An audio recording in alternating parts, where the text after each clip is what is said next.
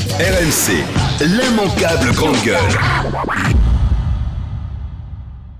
C'est que lui, depuis le début, il ne comprend pas ce qui se passe. Lui, il dit, mais moi, j'ai rendu service à mon meilleur pote en allant parler à un coéquipier de l'équipe de France qui avait une histoire que mon pote peut lui arranger. C'est tout. Il ne voit pas le problème. Et c'est justement tout le problème. C'est qu'il ne comprend pas que aller demander à quelqu'un d'aller voir son copain qui est quand même un repris de justice, qui est en liaison avec des maîtres chanteurs pour évidemment gagner de l'argent sur une vidéo intime, juridiquement, on n'a pas le droit et ça s'appelle éventuellement...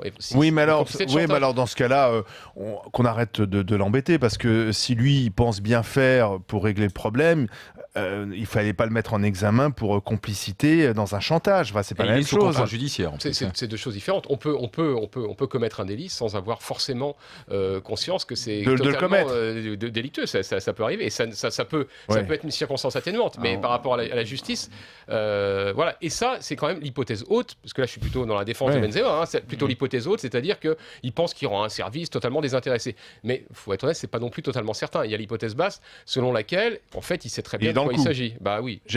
Les deux. Ouais, l'hypothèse basse, effectivement, c'est que la juge, quand elle l'interroge, elle a des éléments très concrets. Et par exemple, cette retranscription de l'écoute téléphonique où, après avoir vu Valbuena, il parle à son copain, le présumé maître chanteur Karim Zenati, et il lui dit, ils nous prennent pas au sérieux, donc ça veut dire qu'il s'implique dans le truc, Benzema. Et son copain lui répond, oui, ils vont pas lâcher, ils vont pas lâcher, ils vont pas payer, pratiquement. Ils vont pas payer, voilà. Il le dit. Il y a aussi un élément qui pèse vraiment dans l'esprit des enquêteurs, c'est qu'il a menti, quoi. Il a menti à Valbuena lors de la conversation qu'il a avec lui. Il lui dit, j'ai vu la sextape, c'est pas vrai, il l'a pas vu. Et il ment aussi aux policiers en garde à vue. C'est-à-dire qu'aux policiers en garde à vue, il leur fait un scénario et les policiers lui amènent des éléments. Ils disent, bon, bah, c'est vrai, j'ai pas dit ça. Mais est-ce qu'elle existe réellement, cette sextape, cette vidéo érotique? Vous l'avez vu là-dessus? Non, mais... Moi, j'avais une question là-dessus. Je suis pas spécialiste des sextapes. Nous non plus, mais c'est pas ça. Je vous rassure. C'est qu'il y en a qui ont filmé leur nuit de noces, des acteurs de cinéma, etc. C'est passé sur Internet, c'est disparu. Bon, voilà, c'est un feu de paille. Pourquoi cette sextape polarise tant d'attention? Voilà, première question.